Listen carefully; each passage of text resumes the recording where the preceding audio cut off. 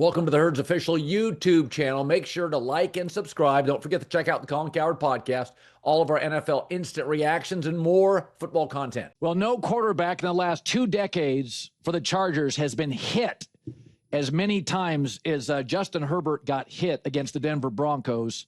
Obviously, they've got some offensive line injuries. The Broncos are a great front. And Justin Herbert, one of the most likable, humble guys, has given us 10 minutes today, which I totally appreciate that. And he knows that he's joining us live. So Harbaugh said yesterday, Jim is funny. He's like, Justin gets hit. He never shows it. He never winces. He's just like a superpower. And I thought, driving in today, do you ever get hit Sunday and it really hurts? I mean, it really hurts, but you have to go back into the huddle and you can't show that. Are you ever in some pain and you're just masking it and not letting your teammates know? Yeah. Well, first off, thanks for having me. Always look forward to being on the show. And that is a good question. There were a couple times in the game where I was maybe a little slow to get up, got back to the huddle, and I might have called the play a little slower for the guys, and so they might have recognized that. But as long as Coach Harbaugh thinks that, then that's great for me. Justin, when you get hit, and again, all quarterbacks get hit. Lamar Jackson last night got sacked 7 times. It's the reality of the NFL. There's great athletes up front.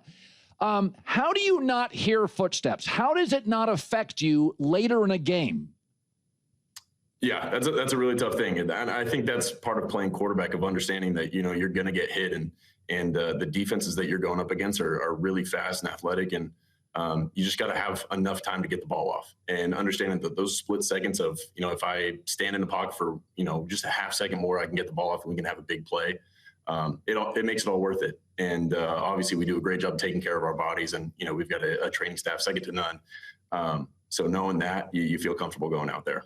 So the first time Jim Harbaugh came up to you pregame and it started banging on your shoulder pads, that's what he does now. And I actually think it works. It kind of like it startles you. You're getting the good Jim. I thought Jim was a little crazy. And then he came to the Chargers and he's like likable Jim and funny Jim.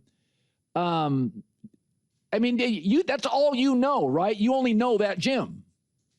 Yeah, that's all we know. We just know the most authentic competitor, cares so much about the team, about winning, about football, and he'd do anything for us. And, when I first got on the sideline and he was hitting my pads and things like that, I just thought it was awesome. He kind of explained the story about, getting that first hit. And, as soon as you get that first hit, you're ready to go. And so he felt like if he could do that before the game, then there's no time wasted. Quentin Johnston worried me. He had drops. It looked like he almost lacked confidence. Well, that's over. You guys have been aggressive. He is the downfield weapon. Can you take me a little bit into the offseason of taking a guy that had talent, wasn't quite there yet, whatever you guys did, but it feels like he's turned a corner? Yeah, Q's done such a great job. And I think one of the really special things about him is he had a great year last year. It was kind of a quieter, great year. And I think he had 8 touchdowns and caught a whole bunch of yards. And, he came back this year and he's just continued to work. He's continuing to get better, and he's having fun. He's playing confidently, and he's making a bunch of plays. There was a play that, he went up and caught a 50-50 ball on Sunday. And obviously it was an irresponsible throw by me, but to have a guy like that go up and get it and, kind of save me was really cool to see. What do you do when you get hit 14 times? Take me behind the curtain. What is your Monday rehab like? What you just don't tell me you just go get a Frappuccino and just sit in the couch. What is Monday rehab like? Yeah, I actually get in the pool and I move around in the pool. I think it's easier on my joints, and whether it's swimming, running, it's good to just get movement. I do a lot of icing on my shoulder. I think I threw the ball a bunch, and it's kind of the game that we knew was going to happen. We know how good their front seven was, and watching the film of the quarterbacks the week before, they had to move a bunch and they had to throw on the run, and that's just kind of what you had to do against the Broncos. And obviously we do a good job. We've got all the facilities here at our team facility, so it makes my job so much easier. So you had 36 pass attempts. That's what you're kind of doing on a weekly basis. It was closer to 29 last year. how does that change prep for you? Now, you may say, oh, it's only 7 pass attempts, but you got some offensive line injuries. So is your mindset change a little bit, Justin, from last year? Like, hey, I'm going to get up near the 40s here. Like that. Are you a little more, are there certain throws now you'll like hold it back and think, hey, I got 40 pass attempts. It's the first quarter. Does it change anything for you psychologically? Not so much. I think the thing that we do recognize is, there are multiple ways to win a football game, and whether that's thrown it 40 times or whether we're going to run the ball 40 times, you got to put the team in a position to win. And understanding that the defense that we have, that they're going to force a bunch of stops and turnovers, and you just got to be smart with the ball. And I think as long as we're limiting turnovers, scoring in the red zone, and converting on third downs, which I think we've done a pretty good job of the past couple of weeks, I'm happy to throw the ball as much as I can. Explain to me how Keenan Allen, multiple surgeries, he's not a 4.38 guy anymore, a 4.4 guy. How does Keenan Allen get open on every third down? His entire career. Explain it to me. He, just the way he works routes, his understanding of defenses and leverage. I don't know how he does it. He came a few weeks ago, maybe 3 or 4 weeks ago, and picked up the offense like he'd been running it his entire life. And I've never really seen anything like that. And that's how you can tell, he's a true pro. He's one of the best to ever do it. And, he's just so smart. He understands how defenses are trying to play him and where to go. And it's basically like having another quarterback out there. Yeah. Your relationship with him, all young quarterbacks need somebody they can trust. He's your trust guy. Do you guys have like an unscripted language, eye contact, like on that big play this weekend? Did you know it was going to him? Did you sense it was? I think that's where we're just so lucky to have him, especially when I came into the league, to have him and Mike Williams were 2 guys that kind of just showed me the way and just were true receivers. And sometimes you take them for granted. But that play, no, I break out of the pocket, and I know that he's the first to react. He sees what I'm doing and takes off. And, as long as you're the first to react and you got a shot to make something happen downfield.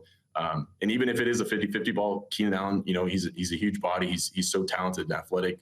I know he's going to go fight for that ball, and didn't see the actual catch, but watching it on the replay was pretty cool. Yeah, it was. By the way, Oregon's at Penn State this weekend. It's going to be the biggest game of the college football weekend. Do you have time to ever watch those games? Yeah, I always make time to watch Oregon. Growing up a Duck fan, playing there, it's been so fun to watch them play. And, I think that's kind of the cool thing about going to the Big Ten and playing all these fun teams is you're going to go to the East Coast and you're going to have some big games. And, not always was that the case in the Pac-12. And, I know the Ducks are really excited, and Eugene is loving it too. So it's really cool to see. So our graphics department thought they were very funny yesterday because I said you and Harbaugh's as good as Reed and Mahomes. It's just a perfect – if Jim could go to a lab and build a quarterback, and I swear to God, he would build you. Humble, coachable, hardworking, tough. You were Jim. You just have a better arm than Jim had.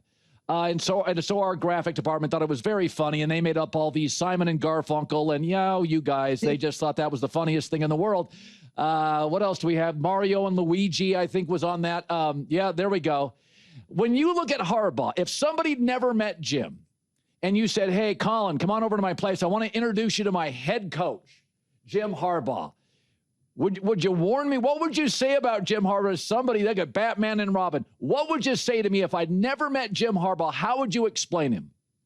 I would say this guy loves football. I've never met anyone that loves football more than he does.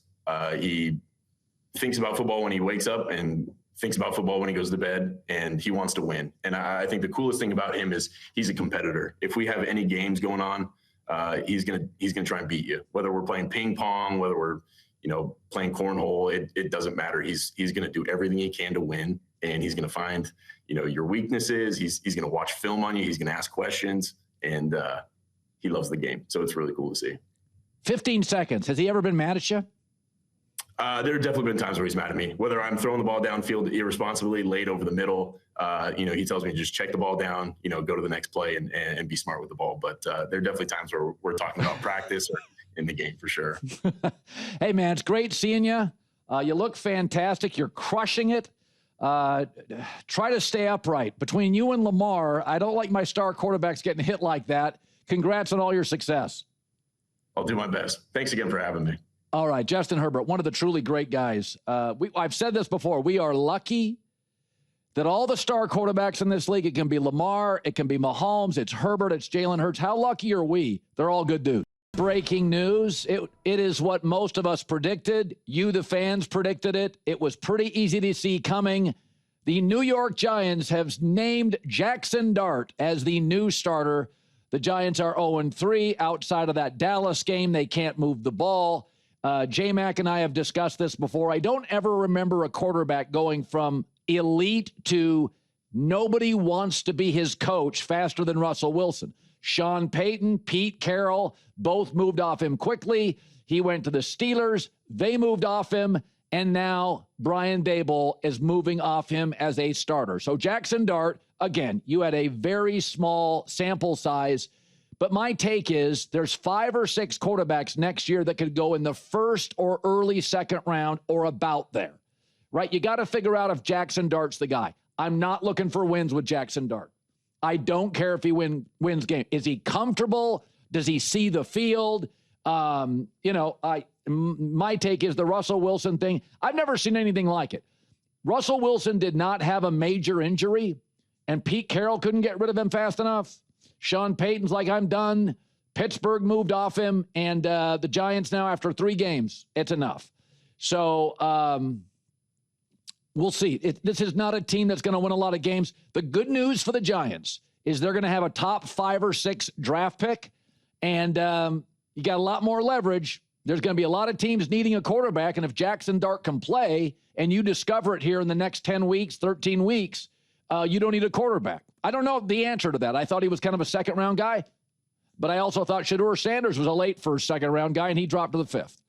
Here's another. Speaking of guys who have had doubters, it's slinging Sammy Darnold, former USC Trojan, a guy I have loved since I saw him as a sophomore with the Trojans. And it was interesting. I was thinking about this morning between Baker Mayfield and Sam Darnold's resurgence. If you go back to that draft class that also included Josh Allen and Lamar Jackson, 4 different quarterbacks who have made the Pro Bowl, it's one of the best quarterback classes in hindsight in 30 years.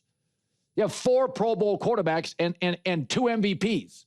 Not a lot of quarterback draft. The one coming up this year is not going to give you that. So at some point, all of them were doubted. Lamar Jackson out of college was doubted. Can he play quarterback? Josh Allen's first year, it was a turnover disaster. More picks than touchdowns. Sam Darnold, multiple issues. Baker, mostly maturity issues. So the last 2 years, the numbers say Sam is the winningest quarterback in the league and is the best big play quarterback in the league. Now, do I think Darnold's the best quarterback in the league? I do not. Do I think he's a top 5 quarterback? I do not. But I always said he is a franchise quarterback. Big, tough, athletic, coachable, leadership skills. Players, teammates love him. And ask yourself, what have the Panthers and the Jets done since he left? But Darnold's the classic example. He needs structure. It's just like some kids manage themselves. A lot of young kids need strong guidance from parents.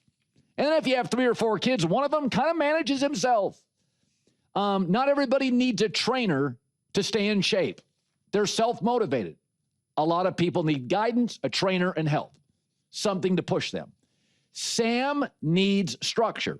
Even last year with the Vikings, he had about a 5-game stretch. Reckless came back. So Seattle, what are they? Excellent defense, one of the top 2-3 run-centric teams in the NFL. So they create a structure. Sam, we're going to be run first. A lot of play action. And Sam, you won't have to get in track meets. Nobody's scoring 30 on us. So that gives Sam the classic structure, which he has always thrived at. But he can get loose, even with Kevin O'Connell, Justin Jefferson. He can get loose. Got to bring him back in. And again, some kids manage themselves. Some people don't need a trainer. That's very rare. Most people, myself included, I need structure. Sam needs it. And Matt Hasselbeck earlier this week on what Seattle has created and provided to allow Darnold to flourish. When offensive linemen get to fire out and play run action at least half the time, it helps everything. And I think that's the thing that some people do well. Some people talk about it, but don't do it as well. Seattle, I would say week 2 and week 3, they've figured that out. And so, if you can continue that, I think that Sam Darnold can have the kind of year that he had last year without Kevin O'Connell, without Justin Jefferson. He's playing really, really good football right now. Look at that draft class. We thought it was 2 stars and a bunch of misses. And now it's Allen, MVP, Lamar MVP, and Baker and Darnold on really team-friendly deals have made Pro Bowls. So again, Baker is a better fit in Tampa than Cleveland. Darnold, great fit in Minnesota that tried to re-sign him. Excellent fit in Seattle because they've created they've created great structure. They're not asking him to throw 45 times a game. There's about 3 quarterbacks in the world that can do that, and one of them, Justin Herbert's around the corner, plus Herd Hierarchy. Nick Wright, Greg Olson, great show on a Tuesday. It's the Herd.